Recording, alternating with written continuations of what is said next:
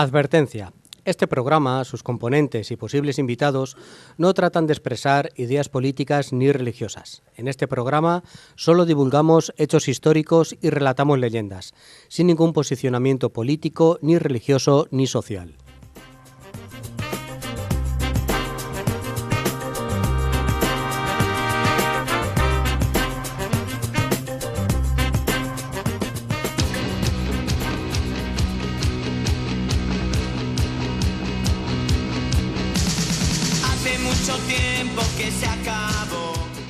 Bueno, fin de semana de carnavales. A Joaquinito le tenemos disfrazado de lagarterana con un caracolito en la frente. Un bucle que me cae.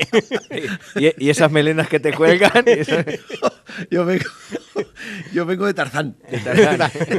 ¿Repartisteis ayer mucho chocolate? Ay, bueno, sí hubo... No estuvo mal. No estuvo mal la cosa.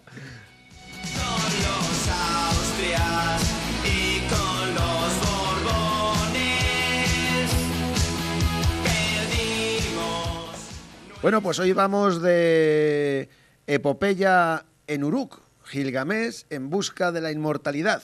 Eso, ¿quién era Gilgamesh y quién es Uruk? Qué buen señor, sí. Uruk es donde hasta ahora, es la ciudad donde se descubrió la escritura. Hasta ahora, porque como es toda la historia, bueno, aquí tenemos... Va evolucionando. Hasta ahora es esto. Y Gilgamesh fue uno de los reyes, está dentro de la lista de reyes, que no se sabe qué es, si es mito o si es verídico, porque se encontró en una de las excavaciones, se encontró en la muralla, esto lo ha hecho Gilgamesh. Entonces, bueno, hay gente que dice que sí existió y otra gente que no existió. No sabemos qué. Sería el primer graffiti de la historia. Sería también.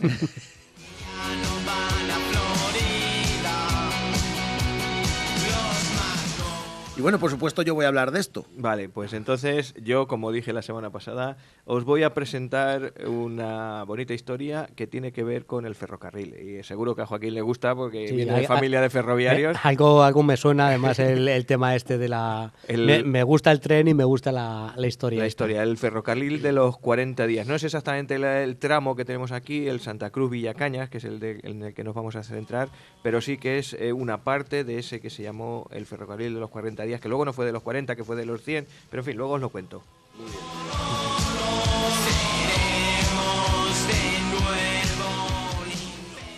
¿Y Joaquín? Y yo por mi parte os invitaré a una excursión por aquí cerquita, a Recópolis, que está un poco más allá de las Esperillas. Un poquito más allá de las Esperillas, pero poquito más allá. Hay que subir la carretera salimos de Tarancón, subimos como hacia Illana, hasta Almonací de Zorita, cerca de la central de José Cabrera. Y ahí queda a mano izquierda, según se sube, el yacimiento arqueológico de la ciudad fundada por los reyes godos. Esta sí, no como nosotros, esta sí fue fundada en honor de Recaredo, ahora os lo contaré, se llama Recópolis.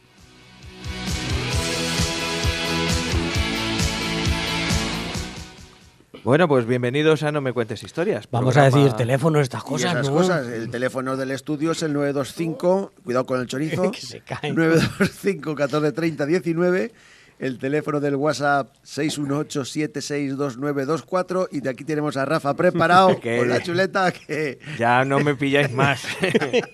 679-984-636, ese es nuestro WhatsApp particular, por si nos queréis contar cualquier cosilla, que la tomamos, pero vamos, que muy bien. Encantados de la vida. Y si queréis hablar de algo, pues nos lo podéis ir contando por aquí o por otros sitios. ¿Y los canales? Nos lo podéis contar por todas las redes sociales donde estamos metidos. En YouTube, No me cuentes historias. Estamos en Facebook, No me cuentes historias. Estamos en Twitter, No me cuentes onda. Y no sé si se me escapa alguna más. Bueno, en el 107.4 107.4 los domingos, tal como hoy, a las 9. No, a las 4. A las 4, es verdad que me lío. Es los miércoles a las 9. En la oficina te estresa. Me mata.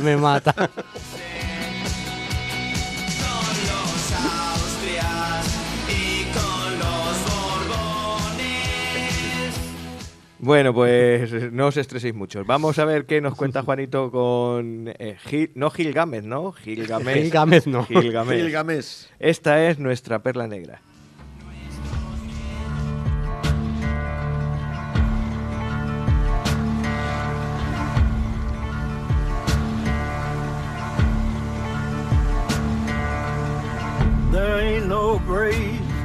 can hold my body down. There ain't no grave can hold my.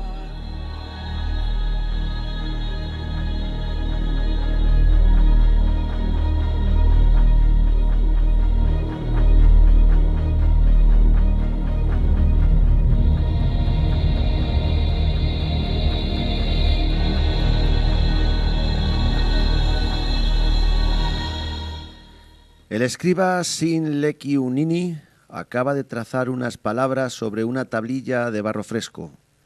Ahora cierra los ojos como para ver mejor la espléndida Uruk y a ese poderoso héroe que ha viajado hasta los lugares más remotos y cuyas aventuras se dispone a narrar.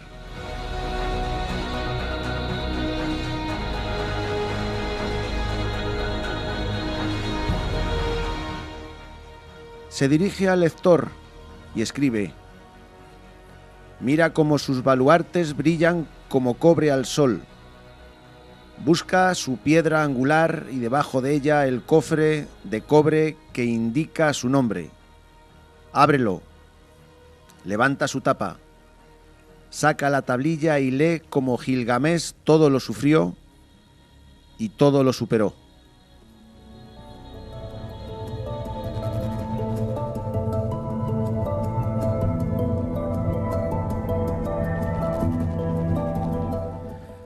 Así empieza la primera epopeya de la historia, el poema de Gilgamés. Sin Lequi Unini quizás lo escribiera sobre el 1400 a.C., pero él no es el creador de la obra, aunque sí le dio la forma definitiva. El relato que pone por escrito se hunde en la noche de los tiempos, un dramático relato sobre la búsqueda de la inmortalidad.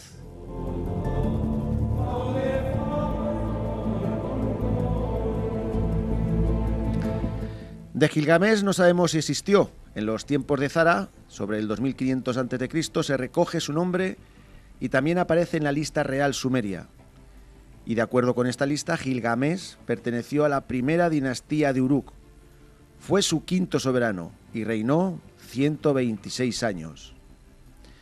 En el poema hay aspectos filosóficos. La filosofía nace en Mesopotamia y no en Grecia como se suele pensar.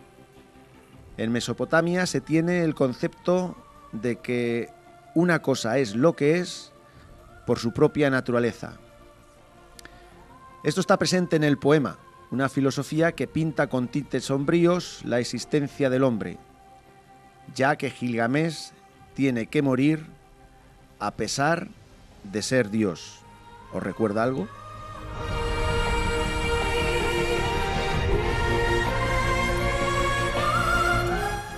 La aventura de Gilgamés tuvo un gran éxito hasta el siglo I a.C. Se han encontrado tablillas en Irán, Palestina, Anatolia. Hay referencias de que se conoció en Egipto, se llegó a presentar y representar de modo teatral. Y el truco de su éxito es lo que se plantea. ¿Qué es el hombre? ¿Para qué está? ¿Qué es lo que ocurre después en el más allá? Son preguntas que ya se hacían los sumerios por aquel entonces.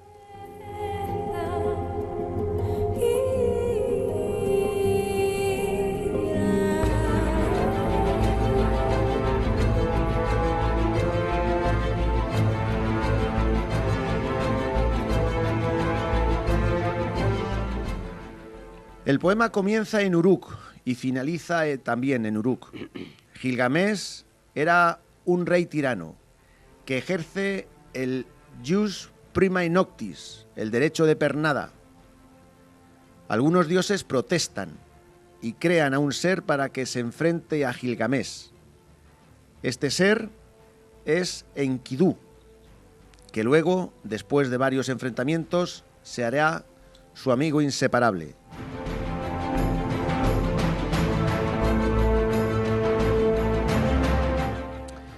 Juntos, después de entablar amistad, comienzan unas aventuras extraordinarias.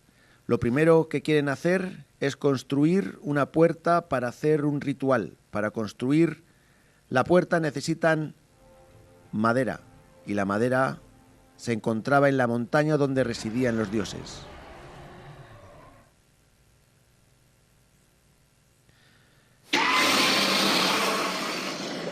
Se ponen manos a la obra, van a la montaña, pero en esta montaña se encuentran con un baba, una bestia que guardaba la morada de los dioses. Los dragones, los elfos, todas esas criaturas del bosque de hoy en día ya aparecen en esta epopeya.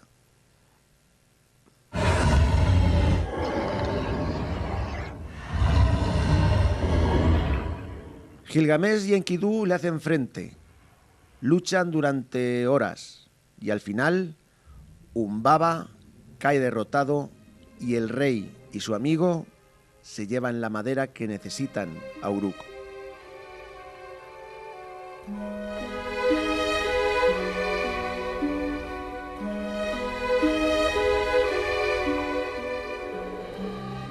Pero en este lance pasa algo.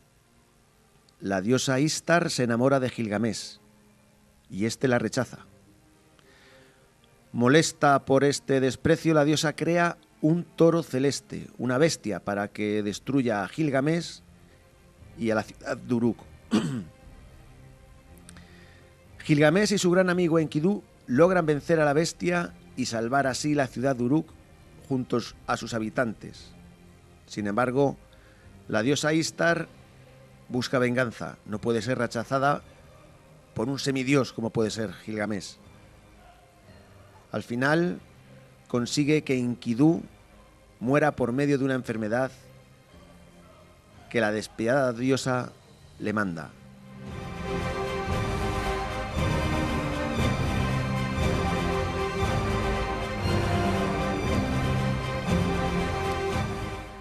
Gilgamesh hundido empieza a preguntarse el por qué ha muerto su amigo. ¿A dónde irá su amigo ahora? ¿Qué pasa después de la muerte? Necesita respuestas y soluciones. Y recuerda un nombre, Utnapishtim, el que había salvado del diluvio. Y es aquí, en la tablilla número 11, donde se relata el diluvio universal.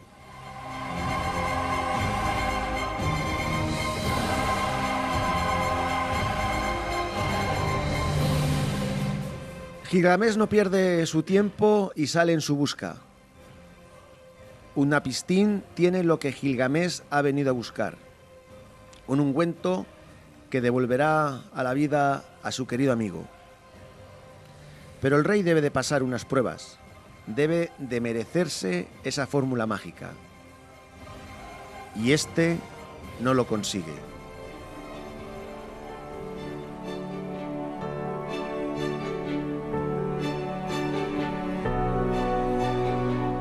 Sin embargo, la esposa de Utnapishtim, al ver la grandeza del rey, le ofrece un regalo, una planta de los días lejanos, la planta de la inmortalidad. Y Gilgamesh parte hacia su ciudad.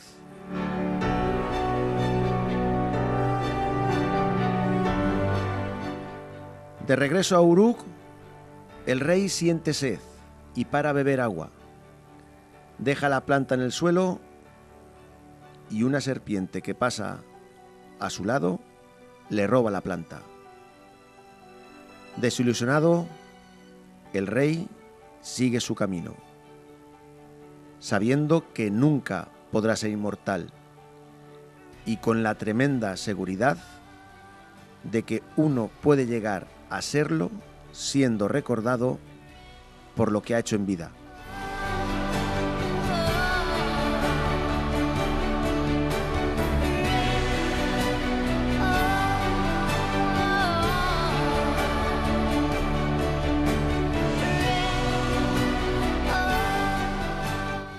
Son historias antiguas, pero que se pueden aplicar a la vida de hoy, a Sí. comedias románticas de Me estas, gustan de- estos relatos. Sí. La primera historia de superhéroes, Gilgamesh y Enkidu, dos superhéroes. Se escribió en el 2500 antes de Cristo. Sí, yo lo que me alucina es cómo estos sumerios recogen las leyendas, la base del resto de leyendas que luego estarán en religiones y en pueblos de todo el mundo. El diluvio universal aparece en cualquier pueblo del mundo En cualquier y sitio. ellos fueron los primeros que lo plasmaron. Se supone, los sumerios dicen que fue en el 10.000 y pico antes de Cristo cuando el diluvio universal lo mandaron los dioses, los Anunnakis, porque molestaban mucho los humanos, o sea, Sí, estaban Sí. volando por saco todo el rato. Sí, vamos, a quien dice que es la explicación de una gran extinción que geológicamente se ha encontrado de no sé cuántas especies. Sí. No sé si exactamente por esos años, pero sí Bueno, una especie de explicación se a han- esa desaparición se masiva han, de especies. puesto que aquí se habla del diluvio universal y todo esto, los arqueólogos han excavado y entonces han encontrado de que sí ha habido no una inundación, o sea, ha habido inundaciones, Sí. pero no a escala de esto del diluvio universal ni nada de esto. O sea, sí hubo, pues, jorobar antes, pues cómo estaban hechas las casas antes, pues con cualquier agua, con cualquier Adobe, cosa. Adobe. en Cual- aquella época, en aquella zona además, poca madera porque los árboles que hay Sí, es sí, sí, la es- palma y la palmera es una madera muy mala, muy quebradiza. Las maderas se tienen que ir a las montañas que están Ahí. muy lejos. ¿Sabes? Entonces sí, es el barro. Además sus construcciones no son de piedra, son de barro. Son ¿no? de barro.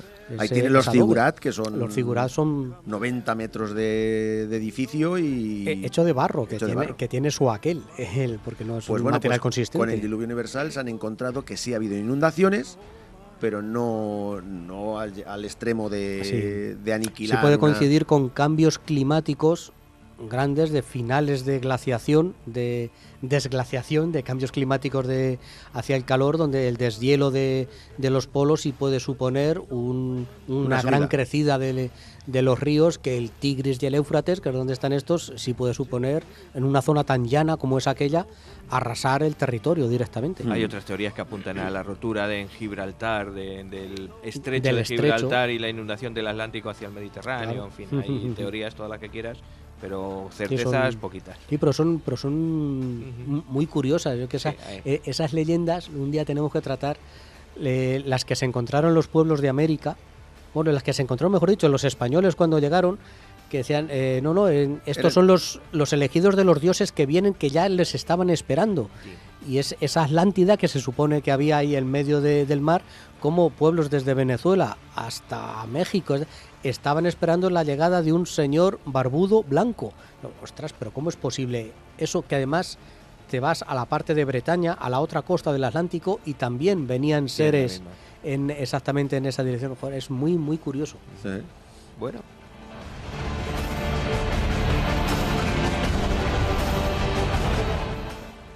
Esto es No me cuentes historias. Estás en Onda Plana Santa Cruz en el 107.4, en ondaplanasantacruz.es y también nos puedes escuchar en más sitios, ¿verdad, Joaquín? Uy, en iVoox, No me cuentes historias, nos puedes seguir en YouTube, No me cuentes historias. ¿Dónde más, Pacheco? En streaming, en directo, en ondaplana.es, en el 107.4. Y luego seguir nuestras andanzas y nuestras peripecias pues por Twitter, en @ondaplana, arroba no me No me cuentes cuentes. onda, y también Y en Facebook. el Facebook que lo lleva aquí Juan, que Sí, no me cuentes historias, sí. Tratamos de contar lo que contamos según tengamos tiempo, que según nos dé tiempo el trabajo. No presionéis. Historias de las que contamos aquí en el programa y otras que nos van pareciendo curiosas. Y lo que os decimos siempre, abiertos a cualquier sugerencia, cualquier curiosidad que podéis tener. Oye, contarme algo sobre este tema. sabéis de- Encantados. como hoy, ¿qué sabemos cuál es nuestra historia de la encomienda de hoy? Pues ahora mismo Vamos a lo ver, digo. vamos a ver.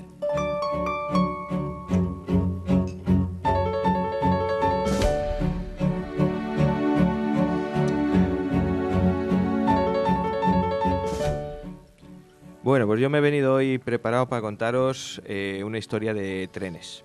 Además, aparte de lo que hay artículos de la Federación de Amigos del Ferrocarril que están muy bien, que lo relatan muy bien, pero hay también libros que hablan de la Guerra Civil Española y hay artículos que tenemos nosotros.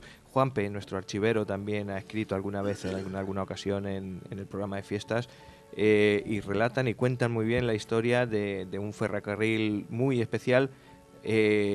Duró poco una parte de ella, otra se alargó un poquito más, pero como todo el ferrocarril y todo lo que estamos viendo, pues tiene su auge y su declive, y en este caso el nuestro pues desapareció ya hace pues unos añitos antes de que nosotros naciéramos, al 65 por ahí. Muchos años antes de que naciéramos nosotros, por favor.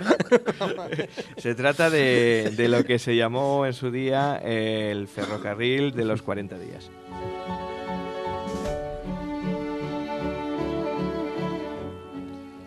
Realmente el ferrocarril se construyó, o se pretendía construir en 40 días. Duró un poquito más, se construyó en 100, lo que es un récord, es una barbaridad. Creo que he conseguido saber por qué se le llamó el de los 40 días. Y eso está recogido en un libro que se llama La Guerra Total de España, escrito por Jesús Alonso Millán. Y en un capítulo que se llama Los tentáculos del pulpo se recoge un articulillo de una revista de la época de la Guerra Civil, de la época republicana, el 19 de julio de 1937, que dice: si los obreros se comportan de las obras del ferrocarril como nuestros soldados en el frente, Madrid será abastecido normalmente dentro de 40 días. Todos a las obras del ferrocarril.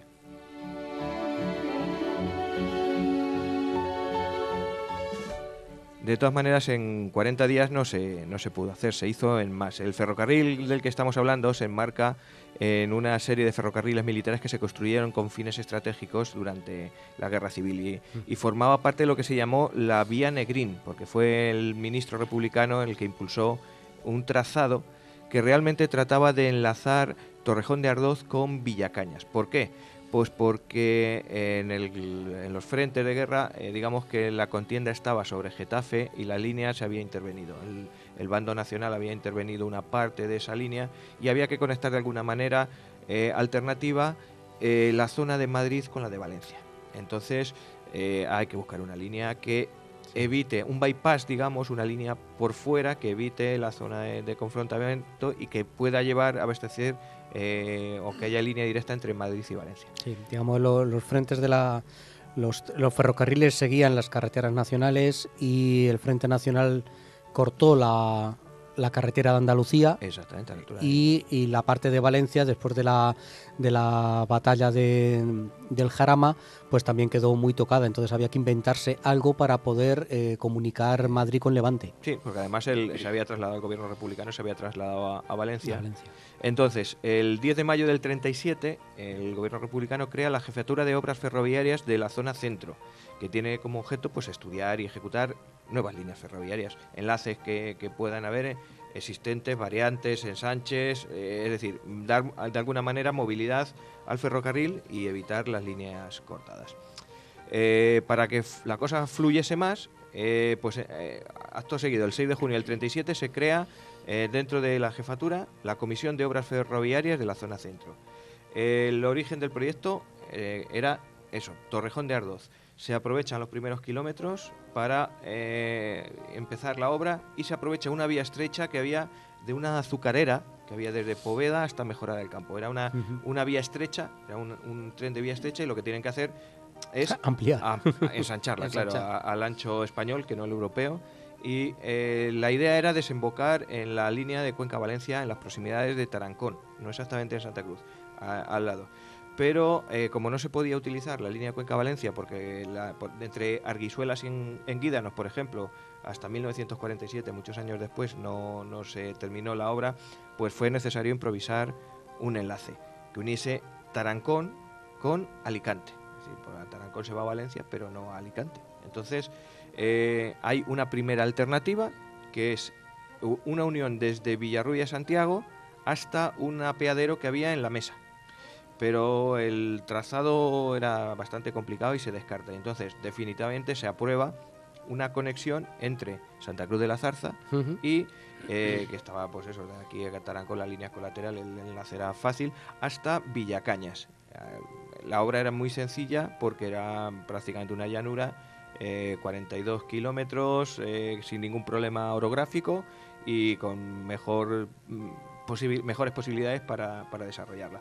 Entonces, si la distancia total de Torrejón a Villacañas serán unos 90 kilómetros aproximadamente, entre Santa Cruz y Villacañas serán 42 kilómetros, bueno, lo digo exacto, 42 kilómetros 439 con 163 metros, o sea, hasta los centímetros esta banda.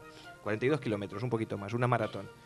El 5 de julio, un mes después de crearse esa comisión que hemos dicho antes de obras ferroviarias, el 5 de julio del 37, el ingeniero Fermín García González se pone a los mandos de esta obra y se aprueba un decreto del 22 de agosto con un presupuesto, fijaros lo de entonces, 4.147.725 pesetas. El dinero, ¿eh? Era una pasta. Pero claro, estamos en guerra. Pasta poca y sobre todo fábricas paradas, con lo cual los materiales escaseaban.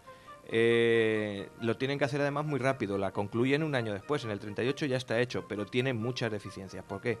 Pues porque es muy precario, no hay materiales. Tienen que coger, fijaros, las traviesas las tienen que poner al doble de distancia de las normales, lo que hace que la vía sea más inestable. Tienen que desmantelar vías de otras estaciones, por ejemplo, hay una segunda vía, un tramo doblado entre Manzanares y Valdepeñas, pues la desmontan para traerse raíles y traviesas para tenderlas aquí. Las estaciones que tenía que haber en el trayecto entre Villacañas y Santa Cruz no se construyen, se ponen barracones o tiendas de campaña porque la explotación al fin y al cabo va a ser militar y así de esta manera, pues durante esta época de la guerra se empieza a funcionar un tren que en principio es militar, pero que mucha gente de la época recuerda también que no solamente trasladaban cosas militares, sino que se trasladaba mucha gente desde Madrid hasta pues muchos sitios, Tarancón, Lillo, Alcázar, toda esa zona. Lo que es llamativo es que en las primeras obras, sobre todo en la zona de Torrejón hasta Tarancón, y los que trabajaban allí eran prisioneros de la época del bando nacional del ejército franquista. El ferrocarril, como digo, se explotó militarmente. Hay un documento aquí, que eso lo recoge Juanpe en uno de sus artículos, un documento que se conserva en el archivo municipal en el que el presidente de la Comisión de Obras Ferroviarias de la zona centro, la que se creó, como hemos dicho antes, envía otra al presidente del Consejo Municipal de Santa Cruz de la Zarza, más o menos el alcalde, y se ruega, es una circular, se ruega a todos los alcaldes en los diferentes pueblos por los que pasará el nuevo ferrocarril que den facilidades para la obra. Es una carta que está fechada el 19 de noviembre de 1937. Funcionó como pudo, malamente, pero vamos, el caso es que la guerra termina en el 39 y en 1940 esa línea ya no sirve para nada, se acaba el conflicto, ya no hay frentes, ya no hay batalla, y entonces ¿qué dicen? Pues la desmantelamos, vamos a aprovechar el tramo, sobre todo el de entre Mejorada y Tarancón, aprovechamos ese material y reconstruimos otras líneas que han estado peor.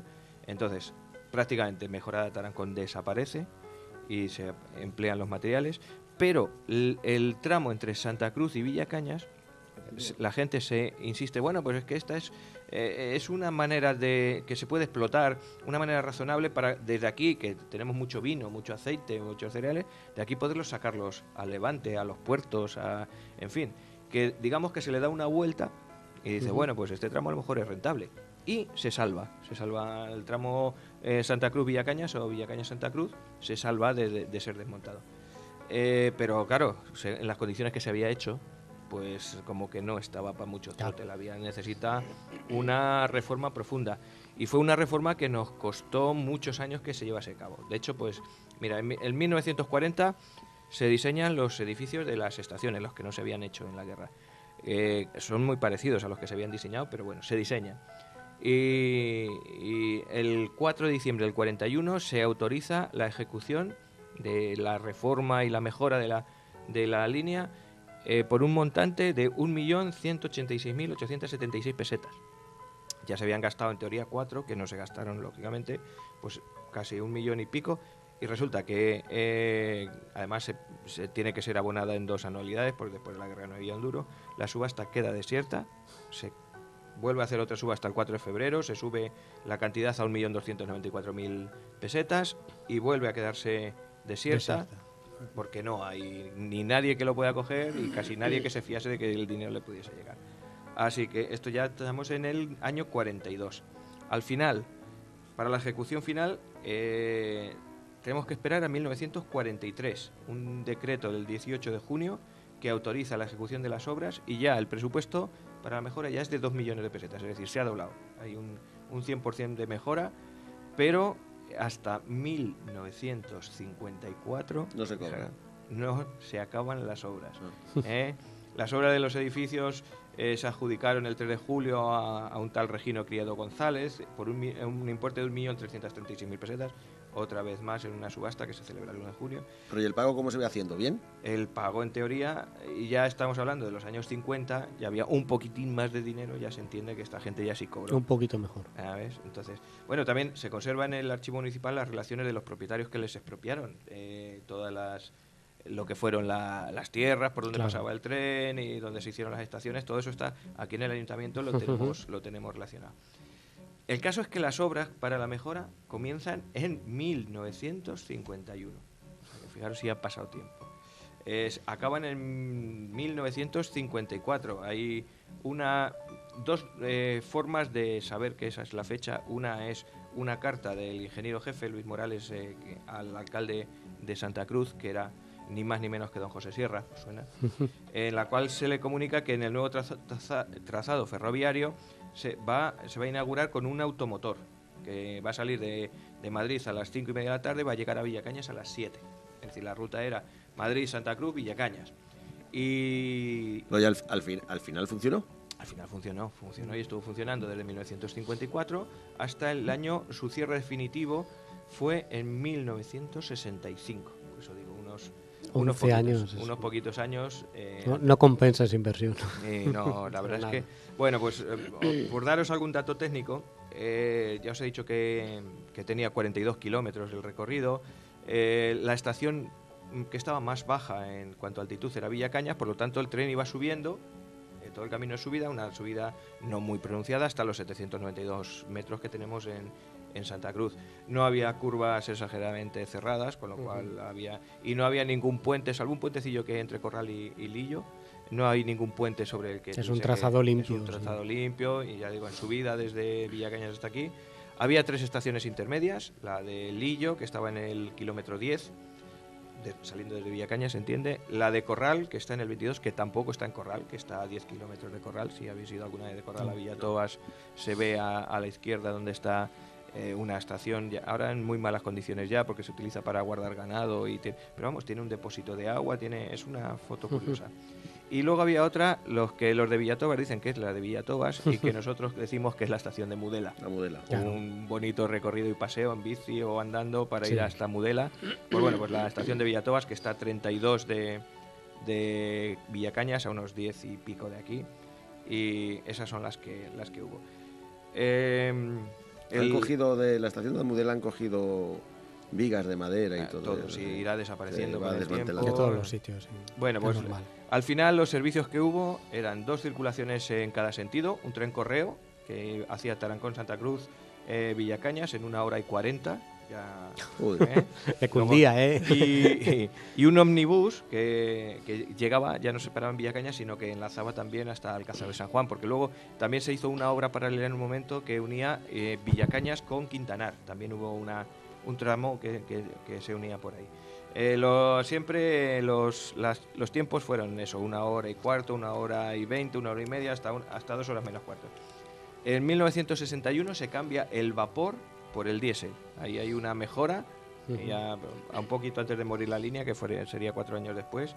Le pusieron ahí unos trenes ya a diésel, pero vamos, aún así la clausura murió pues por eso, porque no era en absoluto rentable. Rentable con una línea. el tren nunca lo es, pero esa línea es que no tenía ni sentido. Luego ya, como datos curiosos, el 1 de enero del 98 se suscribió un convenio entre los pueblos de por aquí alrededor, Lillo, Villatobas, Corral de Almaguer, para hacerlo línea verde, o una vía verde. Eso es. No se ha llegado nunca a hacer entera porque hay conflictos, sobre todo con los agricultores. Las vías verdes, sabéis que por las vías verdes no pueden pasar vehículos a motor, Entonces hay Pues solo algunas bicicleta, zonas, caballo o algunas zonas que son un caminos caminante. rurales por las que tienen que pasar tractores, cosechadoras y tal. Entonces, pues en los pueblos que tienen mucho arraigo de agricultores, ya no digo Santa Cruz, pero digo Corral y demás, pues hay una cierta oposición a eso. que la vía verde no se pueda utilizar por tractores o por otra maquinaria que es necesaria para el campo.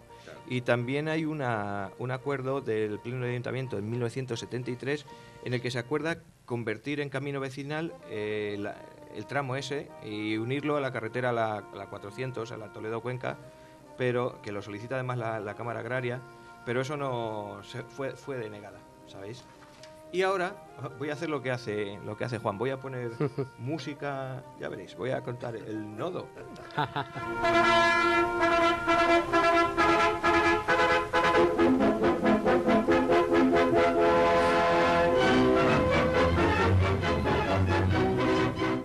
Bueno, este es el nodo, ¿verdad? Y lo he puesto porque he encontrado un artículo del ABC, es un artículo del domingo 18 de julio de 1954. No sé si lo voy a leer todo, pero es muy...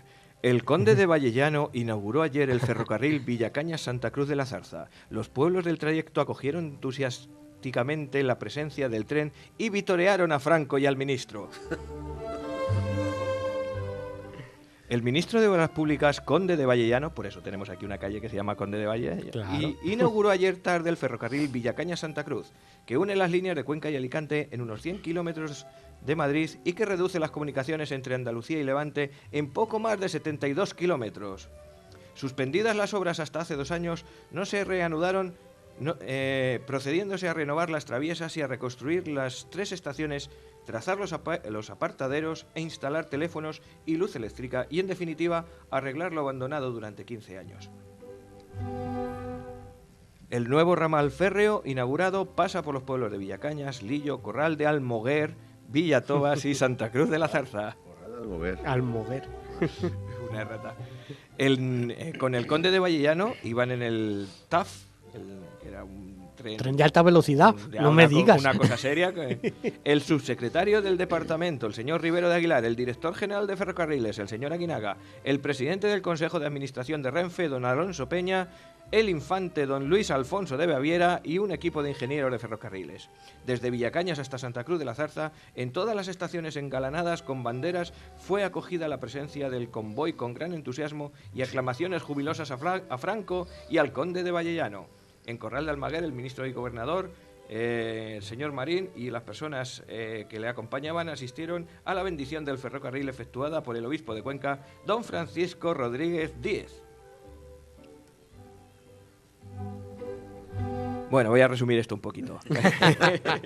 Dice, el conde de Vallellano llegó... Bueno, hay unas palabras del alcalde y tal, pero bueno, el conde de Vallellano llegó a decir: ya tenéis ferrocarril, así cumple el gobierno de Franco sus promesas.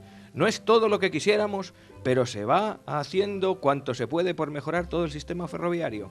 Esta tierra castellana, hermosa, libre y noble y llena de fe, lo merece todo. Y si tuvo esa fe durante la guerra, la fe que tiene en la paz que vivimos la hace acogedora a todas las mejoras. Yo estoy seguro de que con la ayuda de las naciones amigas que ya empiezan a comprendernos y con nuestros propósitos y esfuerzos iremos consiguiendo una España tan gloriosa como la de los mejores tiempos.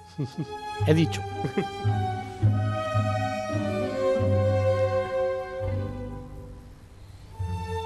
Bueno, pues esta era nuestra historia de nuestro tren de los... La propaganda, ¿eh? Ya te digo Vaya lo que manera hace. de hacer la propaganda. Es muy curioso, la verdad es que el trenecillo pues estuvo funcionando y mientras que pudo. Yo tengo, me han contado alguna vez que había agricultores de aquí en Santa Cruz, los que tienen las tierras más por ahí, por esa zona, que cogían el azadoncillo o la hoz o las tijeras de podar, se subían al tren, se bajaban en Mudela y podaban en Mudela o hicieron lo que tenían que hacer y luego esperaban al de por la tarde para volver. Y se volvían. No está mal pensado. Claro, este tren y llegaba a Villatobas también, ¿no? Se ha pasado Claro, por sí, no, claro, Mudela, ese tren, por Mudela. Por Mudela. No, pero ese tren lo cogía mi abuelo también para hacer ¿Sí? para acercarse a Villatobas a a atender a los clientes. De Mudela a Villatobas hay mucho. Sí, pero no normalmente, sí, pero estas estaciones que están a las afueras del pueblo o muy a las afueras, lo que tenían eran diligencias o carros Claro. que transportaban a la gente desde el pueblo hasta la estación. Entonces, en todos los O sitios... sea, igual pues que algo aquí, de eso cogí mi abuelo. pues, Claro.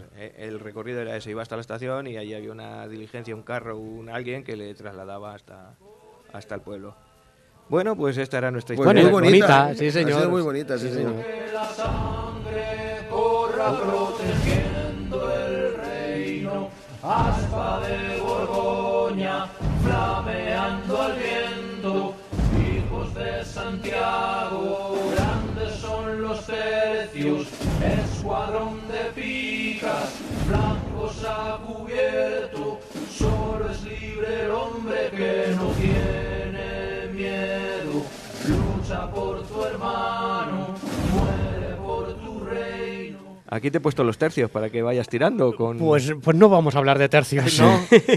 Vamos a acordarnos de algo, ¿no? Sí, nos vamos a ir bastante más atrás en el tiempo. Vamos a aprovechar, queremos ir de vez en cuando poniendo algún sitio así interesante desde el punto de vista histórico, que esté más o menos por las cercanías nuestras, y para poder visitar, despertar un poquito la curiosidad para que hagáis alguna visita. Hemos hablado de Segóbriga, hablamos de Santa María del Paular y hoy vamos a hablar de Recópolis. Nos vamos a ir a la Edad Media, a un periodo en que se estaba formando, había caído el Imperio Romano y los godos estaban empezando a formar su reino. Estamos hablando del año 578, es cuando se forma Recópolis.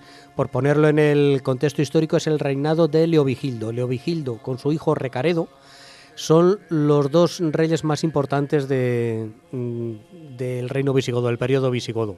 ¿Por qué son los más importantes? Porque son los que tienen una idea más clara de que es necesaria una dinastía para dar continuidad a un país, para dar un poquito de estabilidad eso y de progreso al país, a la sociedad.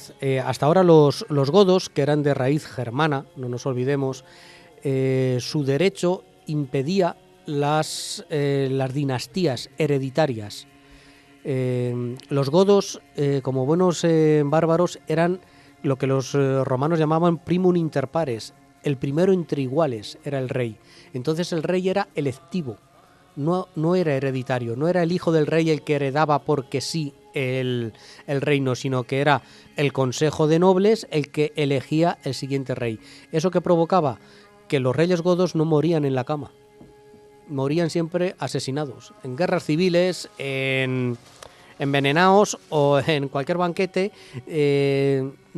y eso impedía la estabilidad del reino. Eso provocaba que fuese muy difícil la integración de los godos con la sociedad hispano-romana que había debajo.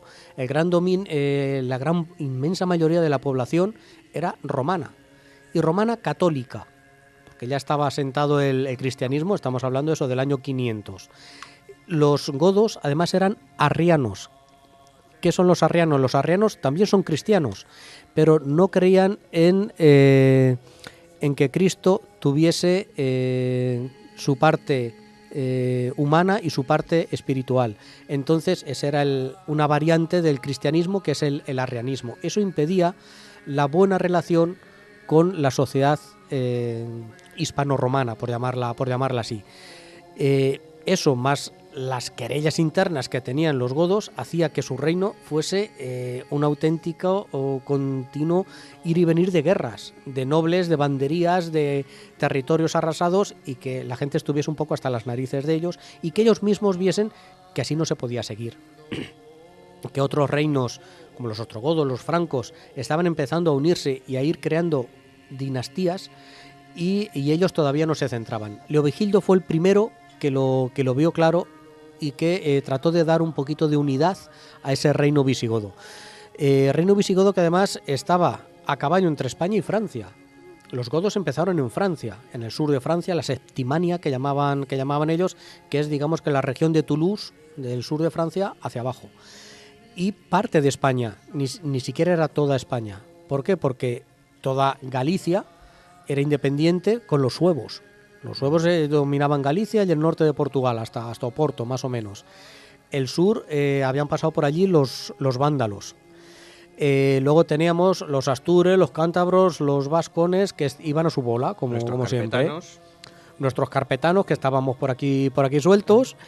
Luego intervenía otro factor, que eran los bizantinos. De no me digas que había bizantinos. Pues sí, porque era la época en la que un emperador del Imperio Bizantino, Justiniano, quería recuperar el antiguo Imperio Romano de Occidente. Entonces se puso a pegarse de tortas en Italia con los ostrogodos, que eran primos hermanos de nuestros visigodos, y llegó a España y se puso de tortas con nuestros visigodos, y llegó a controlar desde el Estrecho hasta Valencia, toda la franja costera. Ese es el panorama que se encontró Leovigildo, y se puso manos a la obra. Se puso en plan guerrero. Trató de unificar primero los pueblos, estos pueblos semi-independientes, cántabros, astures, los fue, si no ganando por las armas, sí ganando por la diplomacia. Por ejemplo, con los vascos estableció una ciudad que no se sabe si es de origen totalmente godo o ya asentada sobre un asentamiento romano o celta, que es la actual Vitoria. Victoria Gotorum viene... Gasteiz. Vitoria Gasteiz viene de un asentamiento godo.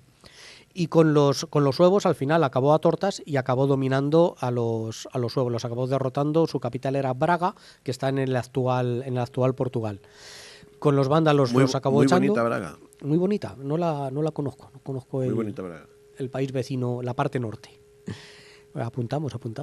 Sí, tienes Pues ahí una buena visita desde Oporto. de Oporto para arriba, Sí, ¿verdad? hay una zona muy bonita. Si es igual que Galicia, merece la pena, seguro. Sí, es igual y distinta. Ahí Tiene su aquel. Pues logró recuperar, por ejemplo, parte de lo que habían tomado los bizantinos, lo fue recuperando. Los dejó reducidos a la zona más de la parte de Murcia, los redujo bastante, aunque no los pudo derrotar del todo. Y digamos que para celebrar que había medio dominado, había logrado unificar toda la península, decidió crear una ciudad.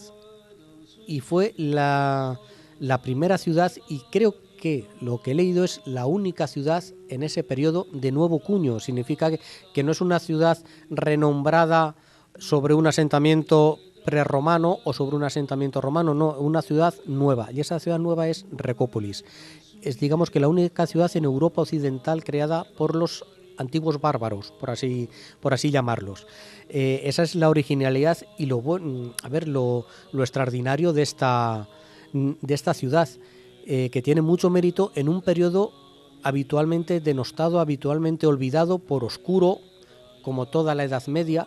Por eso se llama Edad Media, porque el Renacimiento lo ensalzó y fueron los que inventaron el Renacimiento, fueron los que pusieron los nombres a las edades de la historia.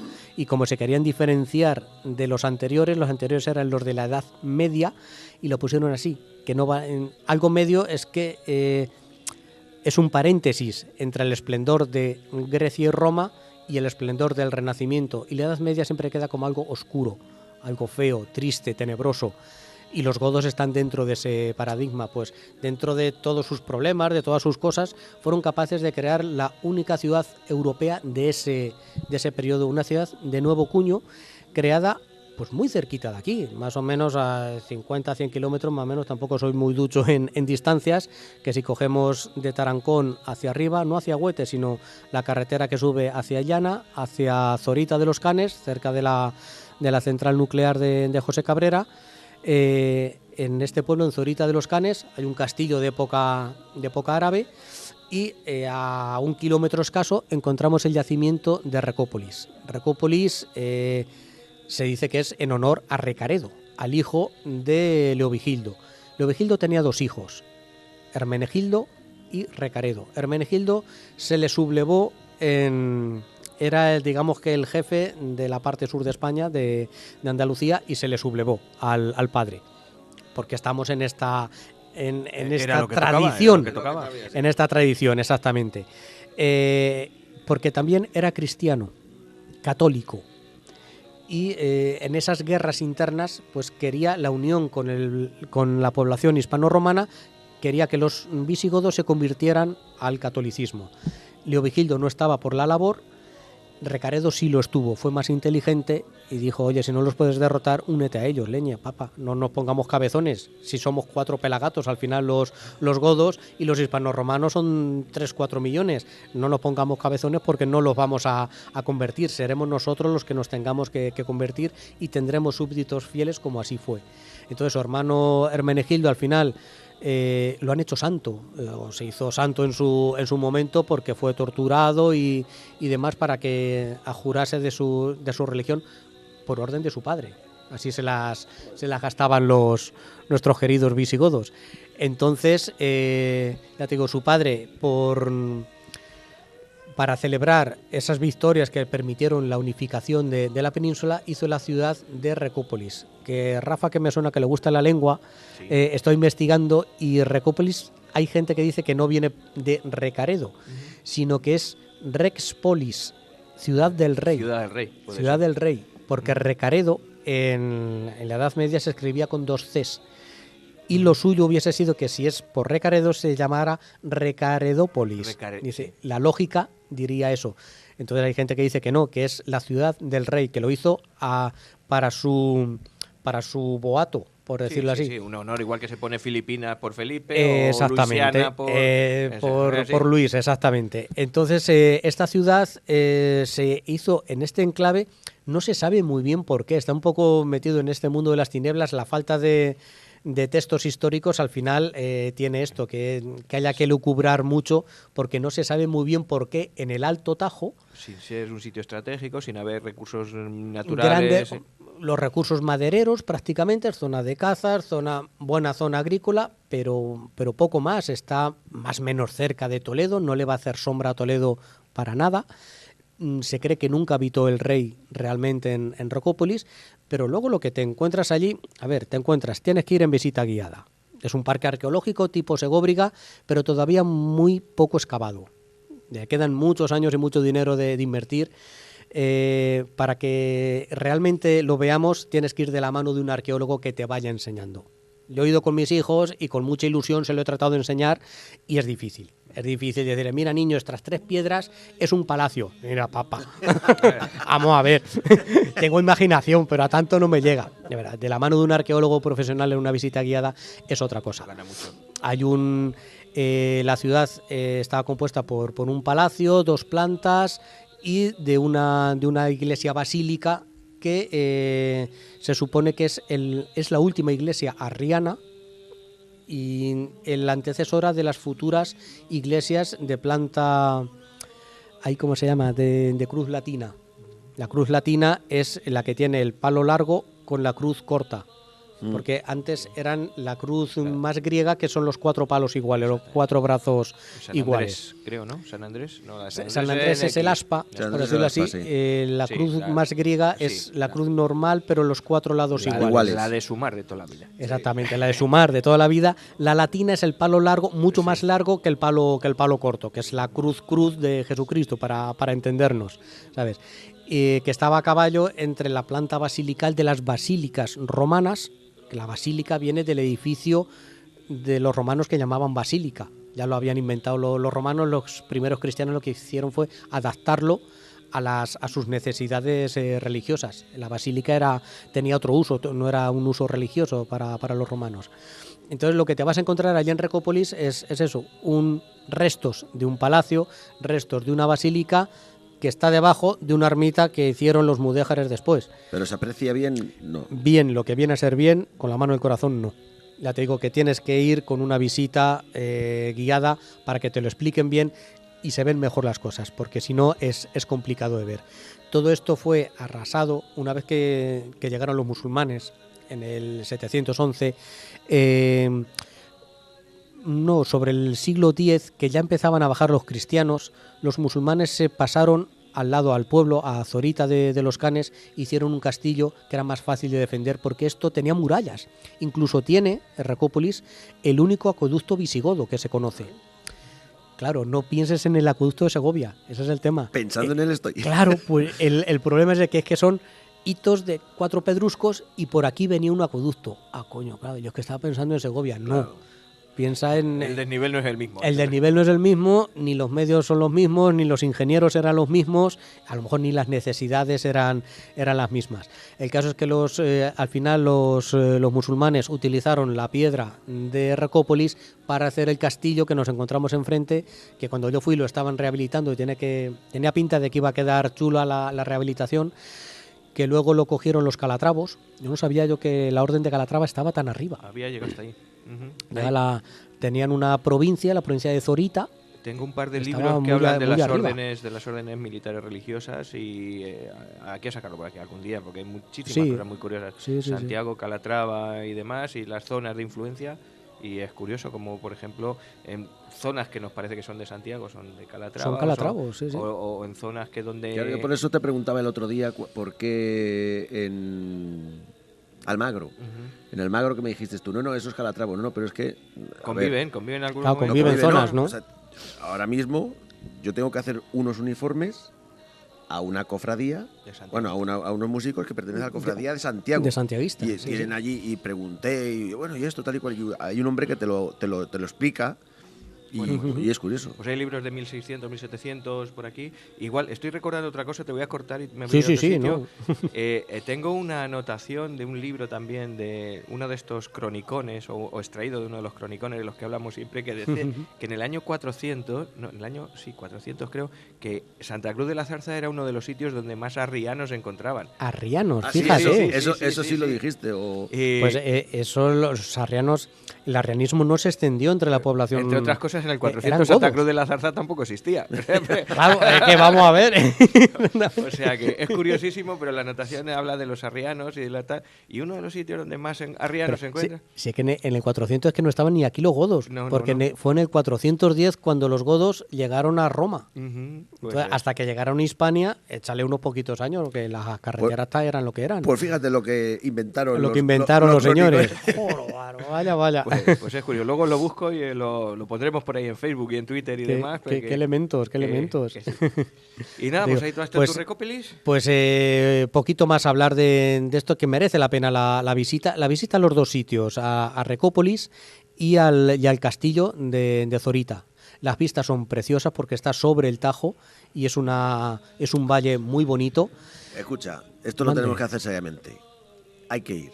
Hay que ir. Yo ya he ido. No, pero, No, pero hay que ir, hay que ir. Nos juntamos los tres y vamos. Carretera y vamos a manta. Segóbriga, vamos a las Esperillas y Dale, vamos Y a... pero vamos a ver, hay que reivindicar también nuestros parques arqueológicos, porque yo Claro me que estoy sí, acordando ahora de claro que nuestras, haber dicho Segóbriga, que está aquí muy cerca, pero yo he estado también en Valeria, Claro, Valeria de claro, abajo, sí, y merece una visita Sí, también ahí muy sí, majilla, lo tengo en tareas lo tienes pendientes. también. Son de las cosas que iba a ir sacando poquito a poco. Ahí sí que yo tuve mucha suerte, fui con un grupo de chiquillos a lo que se llama un CRIEC, que es un centro rural de investigación educativa que hay en Carboneras de Guadalajara, y hicimos una visita, dormimos en Valera de Abajo, en el pueblo, trabajábamos, la escuela en Valera de Abajo está en la parte de abajo del ayuntamiento, es el portal del ayuntamiento es lo que era la escuela.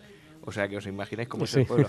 Pero lo que es Valeria, la ciudad, es una maravilla. Y lo que dices tú, tienes que ir acompañado de alguien que te lo Sí, sepa. que te lo cuente un poquito. Pero allí hay piedras para estar y hay El historias. yacimiento arqueológico hay que... Hay pedruscos. Hay pedruscos.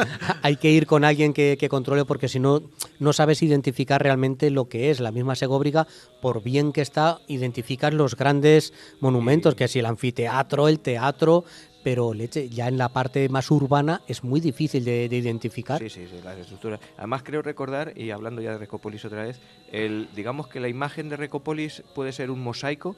La imagen... No, mosaico no.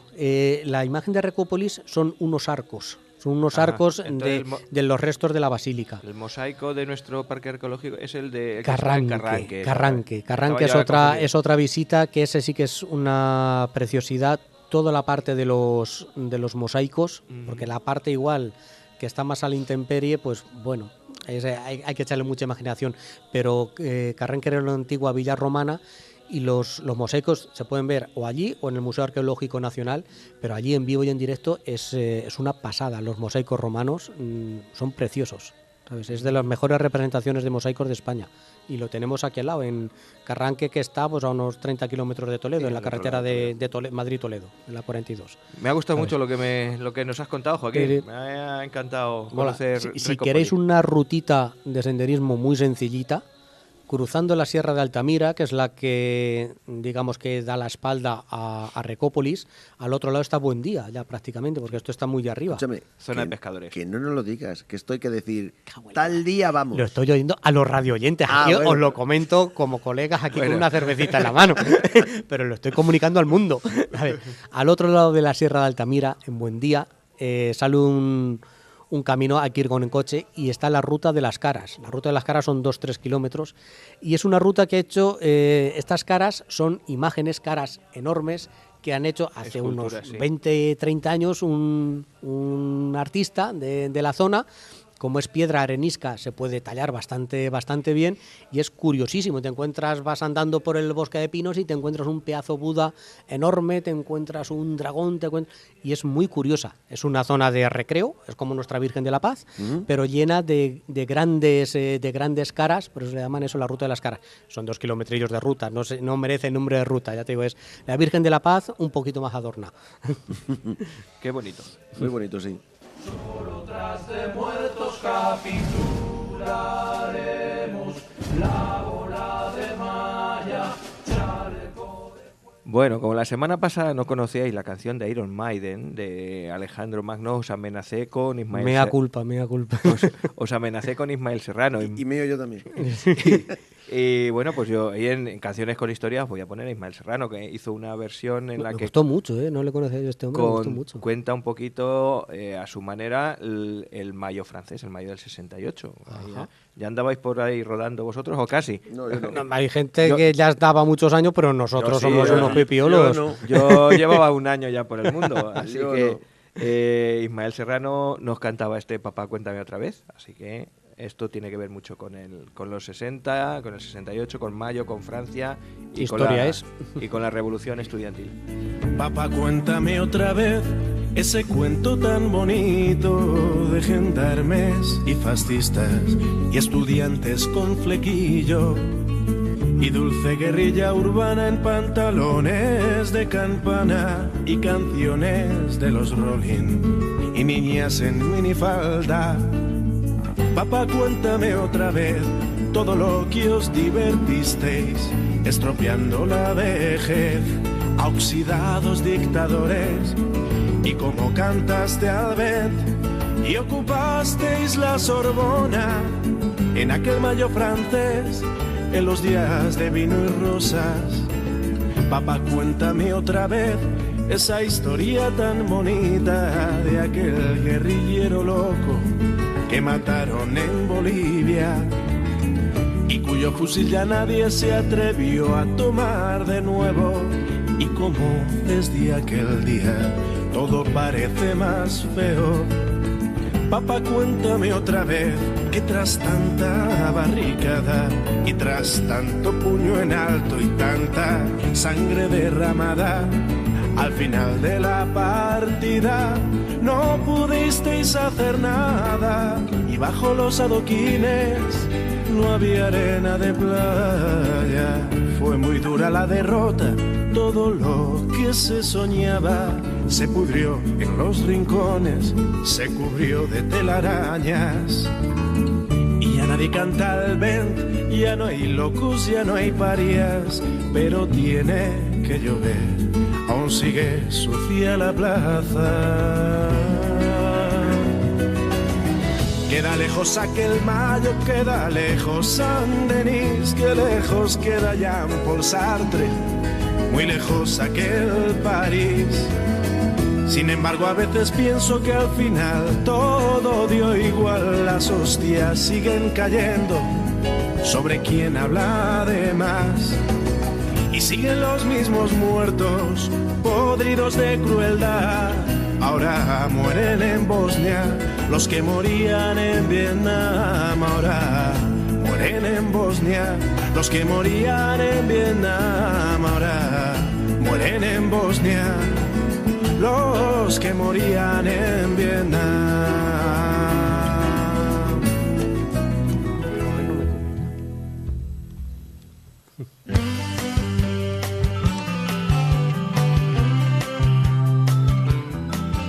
Bueno, nos ha salido un programa bastante majete, ¿no? Redondo, redondo. Redondo como Recópolis. ¿Cuándo fue el gran estallido? Seguir disfrutando de lo que os queda de carnaval, que será ya poquito, ¿no? Esto ya resaca. Miércoles de ceniza. Pues Claro. entonces ya entramos en Semana Santa, En Semana y Santa. primavera y demás. Como tengo que hablar del calendario, os voy a decir que el día 21 de marzo, que es el día en que se inaugura la primavera, fue puesto por tu querido Felipe II. Fue El mismo que viste el que calza. dijo, hasta aquí hemos llegado, el 21 de marzo, primavera. Con poderío.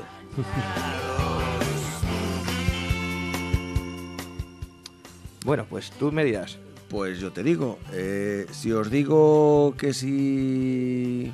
¿De qué vamos a hablar la semana que si os viene? digo- si os digo que un señor que hacía milagros, que tenía apóstoles, Superman.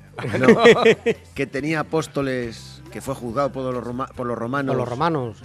y, Romanos, los romanos. y resucitó, ¿de quién estoy hablando? Así no caigo. No sé. Pues voy a hablar de Apolonio de Tiana. Ay, Ahí qué está. es. Sí, señor. Es como la Sí, vida de señor. Brian, pero en Apolonio. Bueno, yo os tengo una... Bueno, aparte de los dos temas que tenemos pendientes, que es el del calendario que ya os he dicho un poquito, que Sí. lo tenemos por ahí, está pendiente si lo alargamos o no, hacemos un monográfico, ya veremos. Nos queda tiempo para pensarlo. Sí. Os dije que tenía 8 nombres puestos por error y Eso una es. curiosidad también. Y tengo otro artículo aquí que he encontrado hace unas semanillas. ¿Vosotros sabéis quién era la Bernarda? ¿La del coño? La de coño. Eh, No, pero curioso. pues- Coño de la el Bernarda. saber no ocupa y, lugar. los cuentos de Calleja, ¿quién era el que tiene más cuento que Calleja? ¿Quién era el Tato? ¿Quién era el Kiko? El de me he puesto como el Kiko. Me he puesto como el Kiko. ¿Quién era Picio? Eres más feo que Picio. Más feo que mí. Toda esta gente, ¿de dónde vienen estas cosas y estos nombres? ¿Quiénes eran realidad? ¿Eran personajes de verdad o son mitos? Ahí es uno de los temas que... Muy bien, muy bien. Está curioso. Sí, sí, sí. Está majo.